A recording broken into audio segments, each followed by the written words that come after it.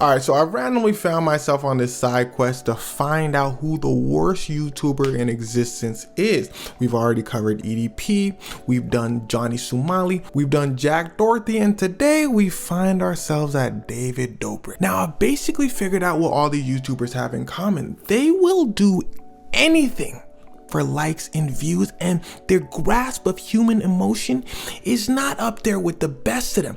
Y'all seen that movie Nightcrawler? Jake Gyllenhaal's character? If you've seen it, you know who I'm talking about. That is who, more specifically, Jack Dorothy and David Dobrik are. If you haven't seen the movie, it's basically this guy with like an insane lack of social awareness who will film any newsworthy content, no matter how tragic and insane, just for views. No, let's talk about David Dobrik. See, David Dobrik had a problem. He would do anything for the views, and I mean anything. And people first began to understand this because of what happened to his friend named Jeff. The crazier the content, the more people would tune in. So David Dobrik decides to get a group of his friends, grab a crane, and swing his friends around the crane. David's lawyer probably said, David probably said, that's my name, don't wear it out. All right, everybody line it up. His friend said, yeah, let's do it. Where the crane operator? David said, he right here. David hops inside the crane. He starts swinging his friends around. He swings around one friend. The friend flies over. Boom, crashes. Everyone rushes over to the friend to see if he's okay. David said, we got that. And of course, David posts a video. Now, here's where the problems start. See, his friend flew over and fell. Us on YouTube don't know how much is fake, how much is not. Well, his friend comes out and says, oh no, this is very real. I'm in the hospital. He almost lost his eye, broke a bunch of things, had a host of injuries. But he doesn't really blame David for what happened. So everyone's like, okay, all good. The friend Jeff must have consented to this. This was probably just like some sort of freak accident, no biggie. And while of course it most definitely appeared to be a freak accident, David probably shares a little bit of blame in this, right? Well, everyone else thought so. So a deal was basically formed. Jeff, you come out, you say, oh, it was like a freak accident. Don't mention David. David, pay for my medical bills, because they're pretty expensive. David said, that sounds like something a normal, healthy adult would do. I say yes, I will help you. Everyone said, woo! David don't help him. David said, y'all not listening. I say yes, that don't mean I'm gonna do it. And now it's time for our story break with our sponsor, ExpressVPN. So first of all, what's a VPN? Well, a VPN is designed to help keep your online activity private and secure, making you a lot more anonymous. Now, as you probably guessed, ExpressVPN is one of these VPNs. And on top of encrypting your data and helping protect your information from hackers, ExpressVPN's many premium servers allow it so you get to keep your internet speeds, which for me is massively important. If I gotta give up my speeds, them hackers can have my info, they got it. But again, with ExpressVPN, you don't have to choose. Now, by far my favorite feature of ExpressVPN is it allows you to change your online location, which allows you to see content from all over the world. If you want to watch a show only shown in England, then bam, change your location to England. Good to go. Now, right now you can take advantage of ExpressVPN's Black Friday Cyber Monday offer, getting you the absolute best VPN deal you'll find all year. Use my special link in the description to get 4 extra months with the 12-month plan, or 6 extra months with the 24-month plan totally free. Just go to expressvpn.com/XEVI to get an extra 4 months or 6 months of ExpressVPN absolutely free. And now back to our story. So David's friend Jeff comes out and says, yo, he threw me. Everyone said, what you talking about, Jeff? He said, look at that video again. Look at the dude in the swinging thing. It's David. He threw me. Everybody said, ain't no way. David said, David just didn't say anything about it. But then Jeff comes out and says, oh, and also David's not helping pay for my medical bills. This time everyone was like, David. So David had to say something. David says, this is the worst thing to ever happen to me. Jeff had the audacity to get hurt. Shout out my boy. Love, but come on, bro. And this is when David starts getting some heavy backlash. People are like, David, you know this isn't about you, right? Scratch that. Don't even answer that. Let's start looking into more videos. People start going back and seeing if he has this behavior in other videos. And lo and behold, he does. And here's where it starts to get wicked. By the way, the end of Jeff's story is Jeff sued him.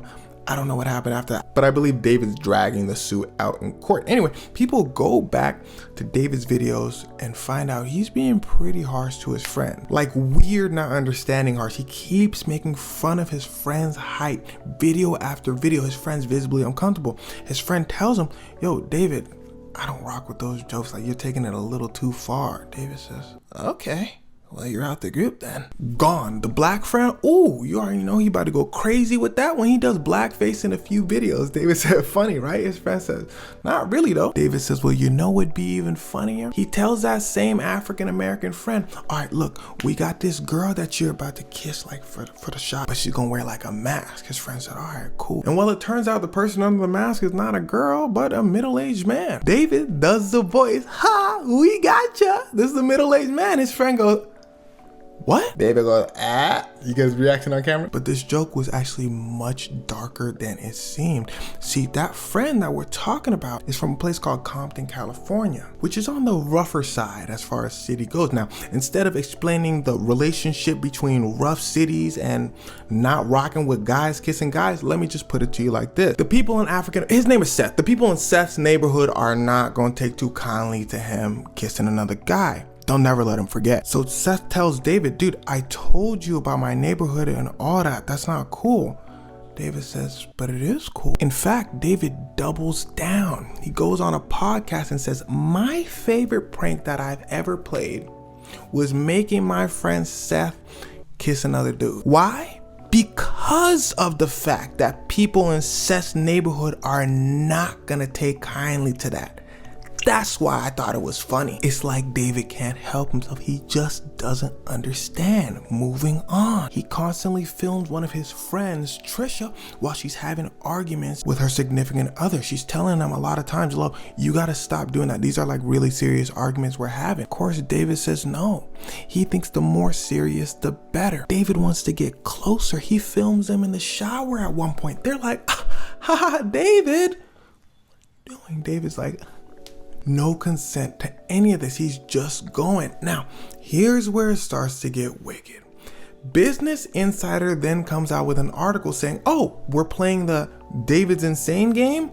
We got something for y'all. They did an investigation and they found one of David's old vlogs. It's David and a couple of his friends inviting some college girls over. Now, if David's a weirdo, chances are he got some weirdo friends. But these weirdos are being pretty inappropriate with these girls. Specifically, David's friend whose name I forgot. I'm not gonna give him the respect of looking it up, so we're just gonna call him Corny Guy. Specifically, Corny Guy, who just keeps pouring this girl drinks. But the girl, according to the laws of the United States of America, can't technically drink, but he keeps pouring. They keep filming. Corny Guy then takes the girl to a room with another girl, and the worst thing you can imagine happens. How do I know the worst thing you can imagine happens? Because David doesn't stop filming. They start going over to the door like, is Corny Guy doing what I think he's doing? And they make it seem like it's all good, it's all great for the camera. But in reality, the person who went inside with Corny Guy and girl with a lot of drinks came out and says, something bad just happened and I'm a witness. David and them said, we're gonna take this part out of the vlog. But there's so much evidence of the girl not being able to walk, them helping her out of the apartment. David and his friends saying, yo, we just did something wild last night. Somebody says, illegal last night. David says, yeah. And people come out and confirm the story. There's no running away from it. So David has to apologize. And his apology is, not my fault. Everybody said, no, David, try again. He said, try again. He makes another apology. He says, this is my fault because those were my friends. I was like, yeah. He's like, and I shouldn't have allowed them to do that? Everyone said, and he makes what people call a halfway decent apology. But in my opinion, that first apology kind of told you everything you need to know. It was enough for a good amount of people to accept his apology, but not enough to keep his empire going. People were like, nah, David, that's not it. So he stops posting on YouTube. But remember everything we talked about in this video.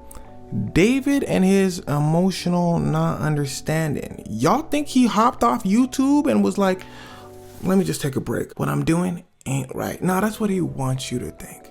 He's on something called Snapchat. He quite literally just made a business decision. YouTube people don't like me, so let me rebrand. He goes on Snapchat and starts posting on Snapchat and making a lot of money. He basically cut his losses and decided to lay low. Now, his views on Snapchat aren't like the views that he used to get on YouTube, but it still seems he's able to sustain himself with a huge chunk of cash. But anyway, yeah, that's what David Dobrik's doing. And I have a request.